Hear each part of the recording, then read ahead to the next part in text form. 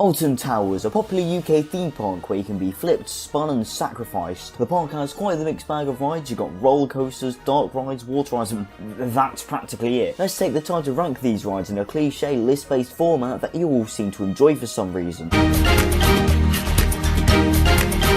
So number 10 is Runaway Mine Train. This is a Mack Rides powered coaster. Now, compared to other rides on here, it's not that good, but you know what? That's to be expected. It is made for kids. But as far as family coasters go, it's not that bad. In fact, it's quite underrated. I like how it gets pretty close to the rapids, goes over some footpaths. Haven't really got much to say on. I think you covered that. But if you have kids and they're too scared to ride a roller coaster, then this is a decent starting point. It's nothing too much.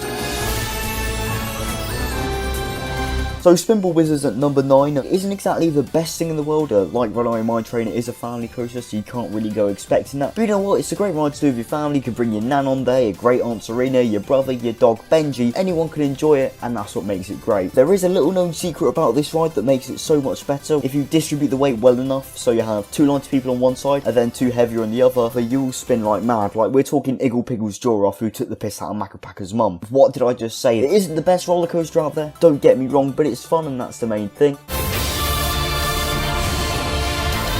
So Galatra is at number 8. Now, I feel like I must make things clear now. It's still a good ride, and just because it's low down doesn't mean it's bad. You're going to hear that a lot in this video. This is a B&M flying coaster. It was the first of its kind, so it's obviously not going to be the best. But what it does well. I like that it stays low to the ground. You do feel like you're flying. The ride isn't thrilling per se, but it is fun. The portal looks good. I mean, there's a tent in the way. Even better. But yeah, Galatra is a fun ride. If you're looking to take a step up from Spindle Wizards to get into bigger roller coasters, this is a good starting point. It's not too overwhelming, but you know what? It's still pretty good.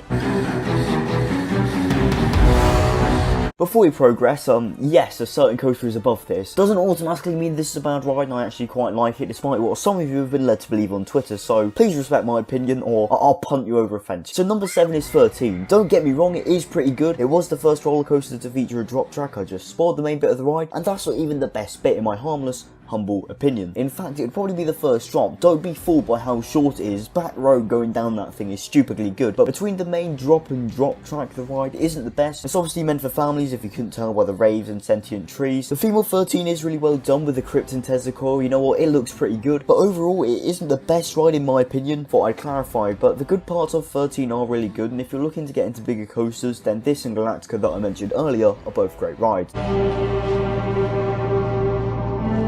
Alright, let's get this one out of the way. None of you are going to like me for this, as if you don't already. Number 6 is Rita. This is an intimate accelerator, goes 0 to 60 in 2.5 seconds. Everyone gives this ride slack. To be honest, I don't get why. It honestly isn't as bad as everyone says it is. Yeah, there are faster and better rides out there. I mean, Oblivion's in the same park. But nothing can take away from Rita's launch in the front row. The ride is a bit simple. It's literally just a figure 8. It's essentially an upscale flying fish, but it's fast paced. You get some decent airtime at points, especially that pop before the brakes. That is never spoken about, and the reason why is beyond me. The ride is a little rattly. Some beta males and females may say it's rough, but if you pop some paracetamol, you'll be fine. The pain is only temporary. Isn't that a metaphor? Rita's a pretty good ride. It's not the worst or best thing in the world. There are launch coasters that are so much better, but it's just fun. I can't comprehend why people hate it. At some point I will do a video explaining myself. It feels necessary. So number 5 is Hex the Legend of the Towers. Now, I won't say much about it, as it's so much better when you don't know what's coming, but in a nutshell, it's kind of based on a true story where the 15th Earl of Shrewsbury refuses to give this old woman a coin. Turns out she's a witch, and it all goes willy-nilly from there.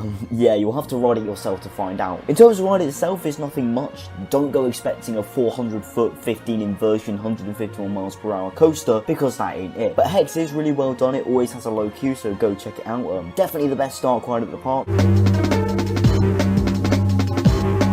Number 4 is Oblivion, the park's B&M dive coaster. Now, some may call this ride short because it is, and a one-trick pony because, well, it is. But you know what? I haven't got a problem with that. It does what it needs to. It doesn't mess around with inversions and all that jazz afterwards. No, it does what it needs to, and it's brilliant. Now, I know some people say that it would be better with inversions, but I'm just going to be honest, it wouldn't be. It's fine as it is. If you think that Oblivion's tame because it doesn't go upside down or it's short, then next time you ride it, keep your legs forward and don't hold on whilst going down that drop. The theme of Oblivion is really well done. It is the most 90s thing you'll ever see, but it works.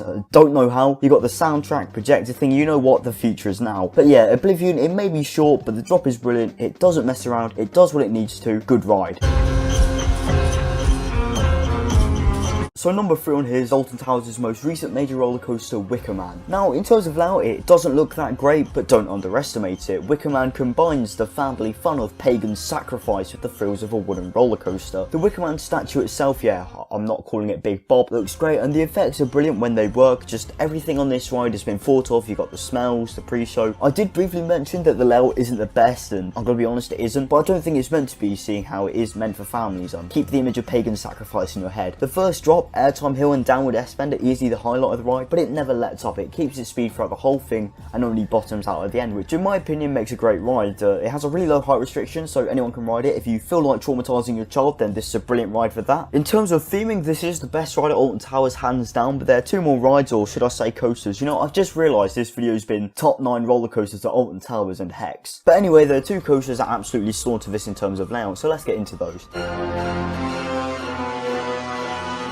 So number 2 is a ride that's been unhealthily worshipped by the UK coaster community since 1994, and that's Nemesis. This was the first B&M inverted coaster to come to Europe, and it's brilliant. Don't get me wrong, it isn't the best thing in the world, like everyone in their grand says it is, and no roller coaster is, but what's always surprised me about it is how much speed you get going down that first drop into the corkscrew. I don't know why or how, but that first drop is so much faster than it should be. Like, in the back row it's mental. You get bombarded with G-forces and all of that cool stuff. But I think the best bit of the ride would be that section from the drop up until the 0G roll. That part of the ride is superly intense, and so is the whole thing, to be fair. But yeah, Nemesis is a great ride. It was very hard to choose between this and number 1.